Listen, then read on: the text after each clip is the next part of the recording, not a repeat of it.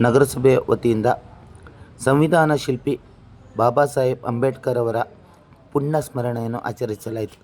ಇದೇ ಸಂದರ್ಭದಲ್ಲಿ ನಗರಸಭೆಯ ಅಧಿಕಾರಿಗಳಿಂದ ಬಾಬಾ ಸಾಹೇಬ್ ಅಂಬೇಡ್ಕರ್ ಅವರ ಭಾವಚಿತ್ರಕ್ಕೆ ಪುಷ್ಪನಮನ ಸಲ್ಲಿಸಿದರು.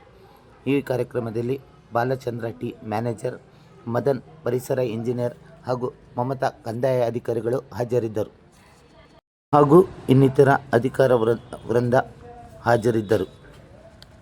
ಬಹಳ ಸಮಸ್ಯೆಗಳನ್ನ ಎದುರಿಸ್ತಾರೆ, ಈ ಶೋಷಣೆಯನ್ನ ಎದುರಿಸ್ತಾರೆ.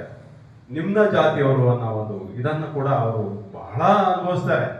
ಆ ನಿಟ್ಟಿನಲ್ಲಿ ಅದು ಯಾವುದಕ್ಕೂ ಕೂಡ ಧೃತಿಗೆಡದೆ ಅವರ ತಂದೆ ತಾಯಿಗಳು ಹಾಕಿಕೊಟ್ಟಿರ್ತಕ್ಕಂಥ ಶ್ರದ್ಧೆ, ಶಿಸ್ತು, ಸಂಯಮವನ್ನ ಜೀವನದಲ್ಲಿ ಅಳವಡಿಸಿಕೊಂಡು ಅವರು ಗುರುಗಳು ಹಾಕಿಕೊಟ್ಟಿರ್ತಕ್ಕಂಥ ಎಲ್ಲ ನಿಯಮಗಳನ್ನ ತನ್ನಲ್ಲಿ ಅಳವಡಿಸಿಕೊಂಡು ಯಾವುದೇ ಇದಕ್ಕೂ ಕೂಡ ಬಗ್ಗದೆ ಇವತ್ತು ಸಂವಿಧಾನವನ್ನ ರಚನೆ ಮಾಡ್ತಾರೆ. ಆ ಸಂವಿಧಾನದಲ್ಲಿ ಪ್ರತಿಯೊಬ್ಬ ಪ್ರಜೆಯೂ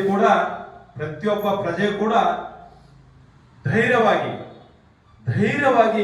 ಮುನ್ನೋಗಿ ಎಲ್ಲಾ ಕ್ಷೇತ್ರದಲ್ಲೂ ಕೂಡ ಸಮಾನತೆಯನ್ನ ಕಾಣ್ತಕ್ಕಂಥದ್ದು, ಸಮಾನ ಅವಕಾಶಗಳನ್ನ ಪಡ್ಕೊಳ್ತಕ್ಕಂಥದ್ದು ಇವತ್ತೆಲ್ಲರೂ ನೋಡ್ತಿದೀವಿ ಅಂತಂದ್ರೆ ಆ ಪುಣ್ಯಾತ್ಮರು ನಮಗೆ ಸಂವಿಧಾನದಲ್ಲಿ ಕಲ್ಪಿಸಿಕೊಟ್ಟಿರ್ತಕ್ಕಂಥ ಅವಕಾಶಗಳು.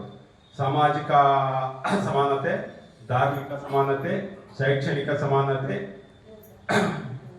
ಸಾಮಾಜಿಕ ಸಮಾನತೆ ಇವೆಲ್ಲವೂ ಕೂಡ ಒಳಗೊಂಡಂತೆ ನಿಯಮಗಳನ್ನ ಸಂವಿಧಾನದಲ್ಲಿ ರೂಪಿಸ್ತಾರೆ.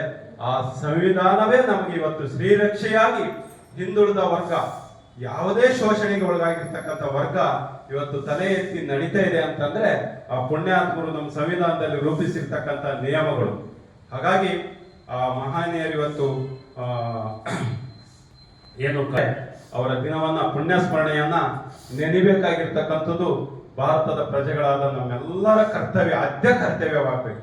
ಹಾಗಾಗಿ ಆ ನಿಟ್ಟಿನಲ್ಲಿ ನಾವೆಲ್ಲರೂ ಕೂಡ ಸೇರ್ಕೊಂಡು ಇವತ್ತು ಆ ಮಹನೀಯರಿಗೆ ಒಂದು ಗೌರವವನ್ನ, ಪುಷ್ಪ ನಮನಗಳನ್ನ ಸಲ್ಲಿಸೋದ್ರ ಮೂಲಕ ಗೌರವವನ್ನು ಸಲ್ಲಿಸಿದ್ದೀವಿ. ಈ ಕಾರ್ಯಕ್ರಮದಲ್ಲಿ ತಾವೆಲ್ಲರೂ ಕೂಡ ಆತ್ಮೀಯವಾಗಿ ಭಾಗವಹಿಸಿದಿರಿ. ತಮ್ಮೆಲ್ಲರಿಗೂ ಕೂಡ ವಂದಿಸಿ ಈ ಕಾರ್ಯಕ್ರಮವನ್ನ ಮುಗಿಸ್ತಾ ಇದ್ದೀನಿ. Thank you.